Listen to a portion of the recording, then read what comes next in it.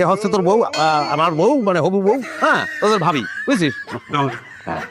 আর এই হচ্ছে আমার দোস্ত। আমার দোস্ত হচ্ছে আমরা সেম পদে এই প্রতিষ্ঠানে, বুঝছো? ও মাঝে মাঝে আমার চেয়ারে এসে বসে পড়ে, আমি গিয়ে ওর চেয়ারে বসে পড়ি, মানে আমরা খুব ক্যাজুয়াল, বুঝছো? তুই কি করে কথা বলি, কোনো সমস্যা নেই। ঠিক আছে, তোরা বয়, আমি আসি। একটু ওই চা খাতে ইচ্ছে করতেছিল, তো একটু চা ব্যবস্থা যদি করতে পারিস খুব ভালো হয়। না তোর নিজের আনার দরকার নেই, ওই ফ্রেন্ডে দিয়ে পাঠাবে। ঠিক আছে, ঠিক ঠিক। বসে পড়ো, তুমি বসে পড়ো। হ্যাঁ, আমার বন্ধু হচ্ছে যে খুবই উদার মানুষ, খুব ভালো মানুষ। হ্যাঁ, কখনো কোনো কিছু মাইন্ড যে কিসের জন্য করে না, তাই আমি ভাইবে পাই না। মাইন্ড করা উচিত কিন্তু করে না, সে খুব ভালো। ভালো, তোমার উচিত।